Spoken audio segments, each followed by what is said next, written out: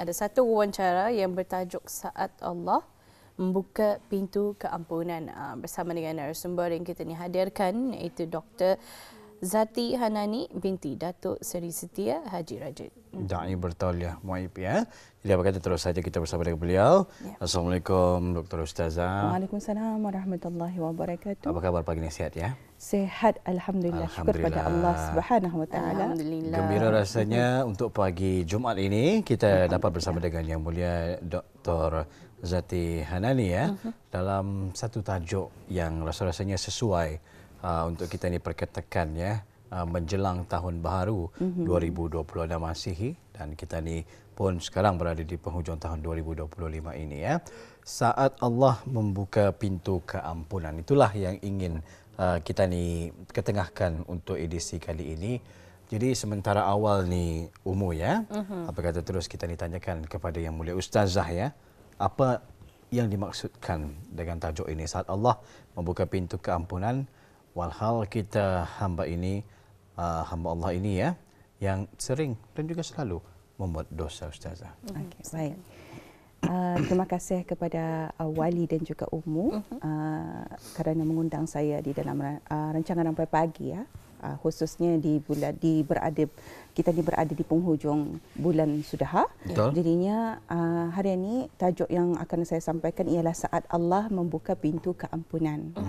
Bismillahirrahmanirrahim. Alhamdulillahirabbil alamin wassalatu wassalamu ala asyrafil anbiya'i wal mursalin sayyidina Muhammad wa ala alihi wa sahbihi ajma'in. Rabbi shrah li sadri wa yassir li amri wahlul 'uqdatam min lisani yafqahu qawli. Rabbi yassir wa la tu'assir ya karim. Rabbi tamim 'alaina bil khair. Sallallahu alaika wa sallam ya Rasulullah fi kulli lamhatin wa nafasin 'adada ma wasi'ahu ilmullah. Baik, alhamdulillah, tajuk hari ini, apa yang dimaksudkan dengan tajuk hari ini? Okay, bagi Wali dan juga Ummu ada pertanyaan kepada saya. Saat Allah membuka pintu keampunan, sedangkan kita ni hamba Allah yang indah lapas daripada dosa. Tapi kadang-kadang kita ni sering terlupa dan juga lalai ya. Terlupa dan juga lalai yang kita ni sebenarnya indah sadar yang kita ni itu sudah ada dosa dengan Allah Subhanahu Wa Taala. Jadinya apa yang saya tekankan di sini ni, tajuk ini adalah seruan kepada kita ni dan juga para penonton yang dirahmati Allah Subhanahu Wa Taala, adalah untuk kita ni tu memperbanyakkan untuk memohon keampunan kepada Allah Subhanahu Wa Taala. Kita ni memohon keampunan kepada Allah Subhanahu Wa Taala, apatah lagi pada hari Jumaat Al-Mubarak. Jumaat hari ini kita ni banyakkan bermuhasabah, kemudian kita ni tu memohon keampunan di atas kesilapan, kesalahan, kekhilafan kita ni kepada Allah Subhanahu Wa Taala. Jadinya saya datangkan satu firman Allah Subhanahu Wa Taala di dalam surah Taha ayat 82 yang kira-kira mafhumnya. Dan sesungguhnya aku, yakni Allah, yang amat memberi ampun kepada orang yang bertaubat serta beriman dan beramal soleh, kemudian dia tetap teguh menurut petunjuk yang diberikan kepadanya. Artinya di sini ni, di dalam firman Allah Subhanahu Wa Taala ni adalah seruan untuk bertaubat kepada Allah Subhanahu Wa Taala. Jadinya di sini ni saya pertanyakan, apa sebenarnya hukum kita ni tu memohon keampunan kepada Allah Subhanahu Wa Taala? Sebenarnya ia adalah wajib. Wajib bagi bukan hanya kepada ahli maksiat, orang yang membuat dosa, tetapi kepada orang yang taat juga. Orang yang taatkah, orang ahli maksiatkah, dan sesiapa sahaja ia perlu taat dan wajib untuk bertaubat kepada Allah. Kadang-kadang kita ni tu merasakan yang diri kita ni tu bersih daripada dosa. Jarang sekali kita ni tu beristighfar kepada Allah. Jarang sekali beristighfar benar, tetapi taubat untuk tidak melakukan dosa itu ini yang paling payah untuk diterapkan di dalam kehidupan kita ini. Sebab itu kadang-kadang orang bertanyakan, hidup ku ni gelisah, hidup ku ni susah, hidup ku ni, perjalanan ku ni agak sukar. Sebenarnya apa? Kurang bertaubat kepada Allah. Pasal apa kadang-kadangnya Allah bagi ujian kepada kita ni tu supaya Allah sayang kita ni tu, kerana Allah sayang kita ni, dan supaya kita ni tu berbalik fitrah kita ni kepadanya, iaitu bertaubat kepada Allah Subhanahu Wa Taala. Saya percaya dan juga saya yakin dengan kita ni tu memperbanyakkan taubat dan juga memohon keampunan kepada Allah Subhanahu Wa Taala, hidup kita ni akan menjadi mudah. Apapun sahaja dugaan, cubaan, rintangan dan juga hambatan hidup ini, kalau kita ni sering mengingati Allah dan juga bertaubat kepada Allah, kita ni punya perjalanan akan smooth. Pasal apa? Tenang ada di dalam hati kita ni. Wali tenang? Oh, tenang. Umu tenang? Alhamdulillah. Tadi saya ada mendengarlah Umu tadi ada menyanyikan malam Bulan di pagar bintang. Masya Allah, tenang tersudah ni kata saya. Mungkin Umu dan juga Wali ni sering beristighfar juga. Masya Allah. Okay. Tapi berbalik semula kepada tajuk kita ni Ustazah ya. Alhamdulillah kita ni mengetahui bahawa Allah Subhanahu Wa Taala itu Maha Pengampun ya. Maha Pengasih dan kita ni hamba ni selalunya tidak terlepas daripada melakukan dosa. Betul. Mau secara sengaja maupun secara tidak sengaja ni Ustazah ya. Dan kadang-kadang apa yang menjadi satu kesedihan lah untuk kita ni kita ni mengetahui Allah Subhanahu Wa Taala itu Maha Pengasih. Kemudian kita ni sering melakukan dosa. Walaupun selepas kita ni memohon ampun di atas dosa-dosa kita ni, itu macam mana kedudukannya itu Ustazah? Baik. Soalan ini ia adalah satunya orang very catchy ya. Kita ni tahu yang Allah Subhanahu Wa Taala itu Maha Pengampun. Tahu kita ni lepas yatah aku akan bertaubat sama je Allah Taala tu Maha Pengampun. Ini adalah pola pemikiran, cara pemikiran yang kurang tepat. Sebenarnya Allah Taala memang Maha Pengampun dan juga memang memaafkan kita ni kalau kita ni bertaubat kepadanya.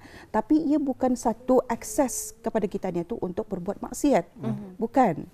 Tetapi ia adalah satu, kita ni diberikan akal, kita ni diberikan hati. Akal untuk menilai sama ada yang baik dan juga buruk. Hati juga menilai antara yang baik dan juga buruk. Kita ni, diri kita ni ada dua saja musuh kita ni. Satu, setan. Setan laknatullah. Yang kedua adalah nafsu diri kita ni.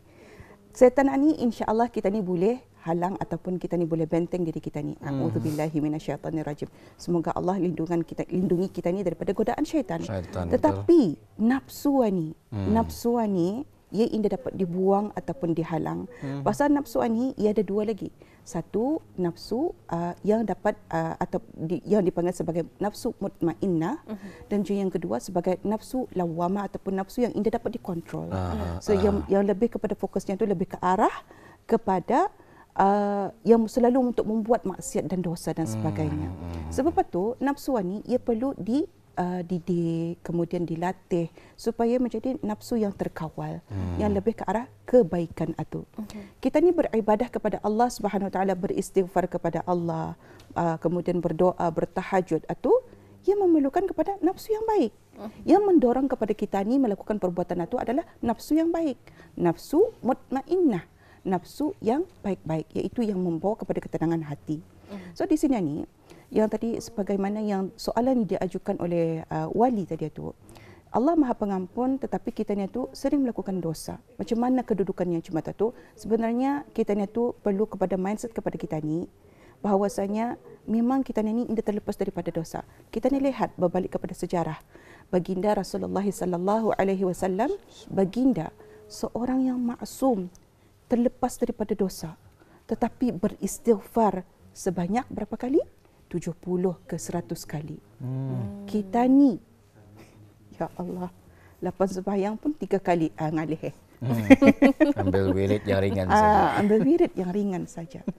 Itu menjadi satunya orang motivasi kepada kita ni. Rasulullah sallallahu alaihi wasallam memberikan teladan kepada kita ni, cuba beristighfar 70 ke 100 kali ataupun lebih daripada itu.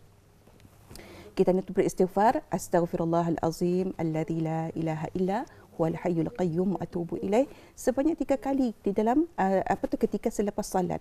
Tetapi kita ni tu bukan hanya beristighfar daripada segi lafaz, tetapi istighfar itu, ya Allah ampunkanlah segala dosa-dosaku dengan apa yang telah aku buat, sama ada secara sengaja ataupun tidak sengaja, yang aku ketahui dan aku tidak ketahui, yang dulu, sekarang dan akan datang.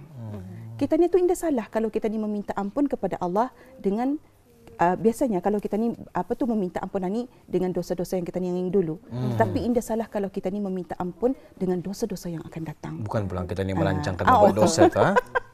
Masya Allah. Tapi itulah kalau kita ni indah sengaja tidak mengetahui di masa akan datang membuat dosa, mudah-mudahan Allah mengampunkanlah Ustazah ya. InsyaAllah. Memang sukar untuk kita ni istiqamah. Sebab betul. itulah syurga itu mahal.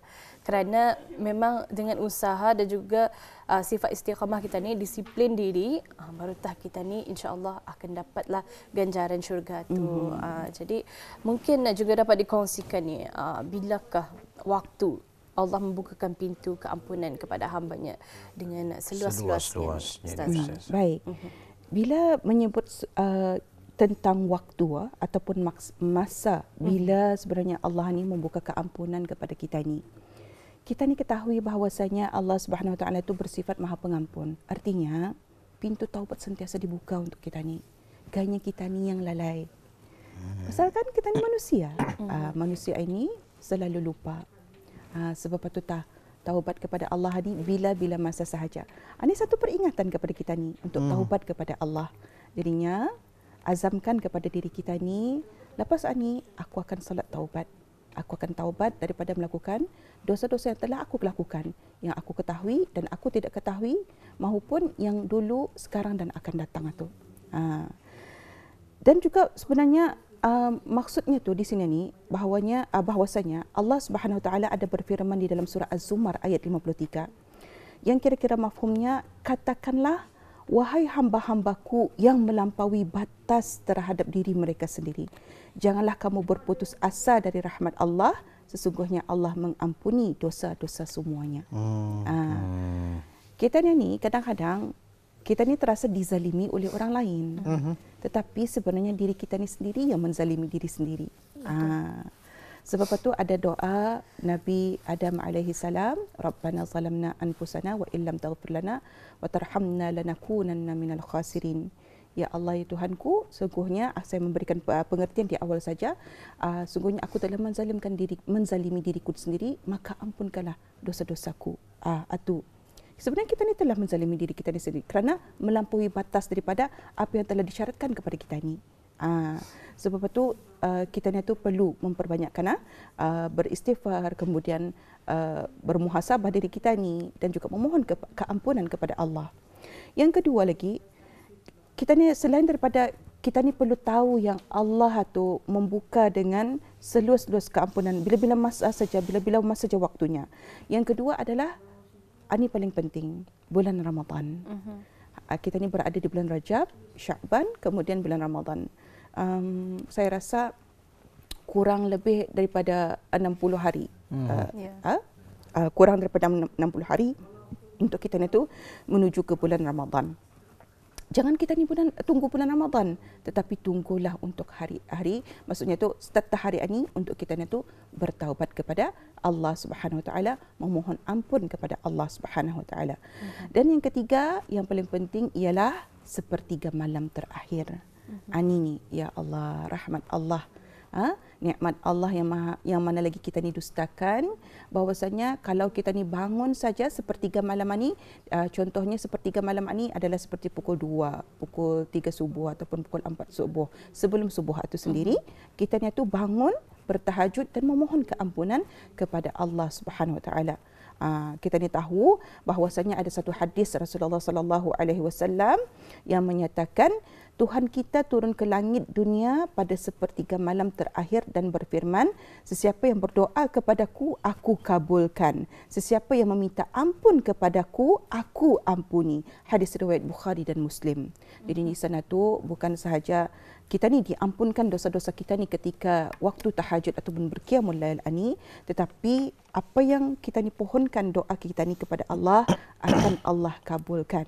Bila mana sahaja menyebutkan doa kepada Allah Subhanahu Wa Taala ni, bukannya doa kita ni bukannya indah diperkenankan, sebenarnya diperkenankan. Satu, doa kita ni tu diperkenankan tapi tunggu sekejap. Kedua, Allah perkenankan tetapi ada yang lebih baik untuk kita ni. Kemudian yang ketiga, Allah perkenankan dengan apa yang kehendak kita ni. Artinya di sana tu kita ni berhusnuzan. Kita ni tu bersangka baik kepada Allah. Adab-adab kita ni dengan Allah Subhanahu Wa Taala. Okey. Kemudian seterusnya, di antara dosa-dosa apa tu, maksudnya tu Allah Subhanahu Wa Taala mengampunkan dosa-dosa kita ni bila mana saja kita ni tu memohon ampun kepadanya, ialah pada hari Jumaat. Ni hari Jumaat ni banyak-banyakkan kita beristighfar. Banyak-banyakkan kita bertaubat kepada Allah. Ya Allah, ampunkanlah dosa-dosaku. Ya Allah, aku ni banyak salah kepadamu ya Allah. Bila mana saja kita ni menyabut, walaupun tak kita ni rasa diri kita ni ada salah kepada Allah, tapi indah salah, kita ni tu minta maaf pada Allah. Kita ni dah tahu. Selagi mana kita ni tu merasa merendah diri kepada Allah, selagi itu Allah pandang kita ni dengan pandangan ridha-Nya. Ya Allah. Satu hadis Rasulullah sallallahu alaihi wasallam yang menyatakan di antara Jumaat ke Jumaat berikutnya adalah penghapus dosa-dosa, di antaranya selama mana tidak melakukan dosa besar. Hadis riwayat Muslim. Dan juga ada satu hadis Rasulullah sallallahu alaihi wasallam tentang keistimewaan hari Jumaat ini. Di hari Jumaat terdapat satu waktu yang mana jika seorang Muslim berdoa pada waktu itu pasti dimakbulkan. Hadis riwayat Bukhari dan Muslim. Ini pun ada menyatakan, kadang-kadangnya ada ulama menyatakan waktu tersebut itu adalah selepas asar. Ini di sana tu banyakkan berdoa, banyakkan minta keampunan. Tapi hari Jumaat ini banyakkan kita ni tu memohon keampunan kepada Allah Subhanahu Wa Taala. Kemudian apa yang paling penting, waktu di mana Allah boleh mengampunkan dosa kita ni adalah ketika mana? Ketika kita ni tu melakukan doa solat sunat taubat nasuha. Dalil Al-Quran ada menyatakan dalam surah At-Tahrim ayat 8, wahai orang-orang yang beriman, bertaubatlah kepada Allah dengan taubat yang sebenar-benarnya. Jadinya taubat nasuha ni ataupun kita ni tu bertaubat kepada Allah tu, ia ada tiga tu. Satu, kita ni tu berazam dan nekat untuk tidak melakukan dosa. Yang kedua, kita ni melakukan solat sunat taubat ini. Dan ketiganya, jangan lagi. Maksudnya tu kalau kita ni melakukan pun ada dosa tu, kita ni cuba mengelak daripada perbuatan itu. InsyaAllah, kalau waktu-waktu yang saya sebutkan ini, kita ni ambil peluang. Pasal kita ni dah tahu nyawa kita ni sampai bila. Nyawa kita ni tu sampai bila. Bila masa saja. Dan ini satu peringatan kepada kita ni bahawasanya taubat nasuha itu akan sentiasa, maksudnya tu taubat nasuha itu ada peluang kita ni untuk mendekatkan diri kepada Allah Subhanahu Wa Taala, insya-Allah. Insya-Allah ya. Jadi alhamdulillah itulah antara waktu-waktu yang telah pun dikongsikan ya oleh Ustazah sebentar tadi. Allah Subhanahu Wa Taala membukakan keampunan kepada hamba-Nya dengan seluas-luasnya. Jadi cubalah ya untuk mengambil kesempatan pada waktu-waktu yang telah pun dikongsikan oleh Ustazah ini tadi ya. Menutup ruangan wawancara kita pagi ini Ustazah ya. Allah Maha Penerima Taubat, tetapi kita ni seringkali sengaja membuat dosa. Bagaimana cara kita ni untuk mengelakkan diri daripada melakukan perkara-perkara dosa? Ini Ustazah, silakan. Baik, di antara cara-cara untuk mengelak daripada membuat dosanya, sebenarnya ia adalah memerlukan kepada keazaman untuk kita ni tu mengelak daripada dosa tu. Kalau kita ni saja-saja akan bertaubat dan juga hanya lafaz tapi tidak ada tekad ataupun azam untuk tidak melakukan lagi, maka ia akan menjadi sia-sia. Tapi ia sesuatu yang payah. Aku berazam untuk indah mengumpat, tapi mengumpat juga. Aku berazam indah akan membazir, banyak makanku, tapi membazir juga. Kan cuma tu. Semua sekali indah lari, tapi ya tah, kuatkan hati. Macam mana dengan kuatkan hati? Minta kepada Allah. Allah yang memegang hati ini. Ya muqallibal qulub, sabbit qalbi ala dinik wa ta'atik. Ya Allah, ya Tuhanku yang membolak-balikkan hati, tetapkanlah hatiku ini untuk taat kepadamu. Itu sentiasa zikir dengan zikir tersebut. Kemudian yang kedua, kita ni kalau seorang mudah terkandas, jadinya pilihlah kawan dan juga lingkungan yang baik-baik. orang yang beramal saleh. Kita ni kadang-kadang kita ni bukannya lone ranger. Ya. Maksudnya tu kita ni tu memerlukan kepada sahabat. Sahabat dan juga teman yang mengingati kita ni untuk sentiasa untuk menjadi versi yang lebih baik. Artinya kalau di sini tu kalau kita ni masuk syurga bukannya seorang-seorang, tapi kita ni masuk syurga tu bersama dengan orang-orang yang mengingati Allah juga. Bersama dengan para jemaah. Maksudnya tu kita ni tu masuk syurga tu bersama dengan orang-orang yang kita dikenal. Jadinya bersahabatlah dengan orang-orang yang baik yang beramal soleh yang sering mengingati diri kita ni kepada Allah Subhanahu Wa Taala untuk memohon ampun kepadanya. Yang ketiga adalah kita ni tu perlu menyibukkan diri dengan amal soleh dan kebaikan. Buat aktiviti yang bermanfaat.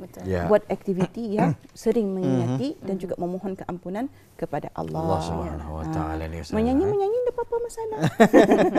Cuba untuk sibukkan diri agar tidak melakukan perkara yang maksiat sedemikian. Betul. Menyanyi tidak jadi apa-apa masalah, tapi jangan lupa beristighfar, jangan lupa bertaubat kepada Allah. Seimbangkan. Terima Alhamdulillah. kasih kita ucapkan ya buat Yang Mulia Ustazah Dr. Zati Hanani binti Datuk Seri Siti Haji Rajid Dai Bertauliah Muib yang telah pun berkongsi sama pagi ini ya. Satu tajuk yang cukup menarik untuk kita amat-amati bersama saat Allah Subhanahu Wa Taala membuka pintu keampunan. Sekali lagi, ribuan terima kasih Ustazah. Mudah-mudahan kita ini ada kesempatan ke depan hari nanti untuk membincangkan tajuk yang lain pula. Assalamualaikum. Waalaikumsalam warahmatullahi wabarakatuh.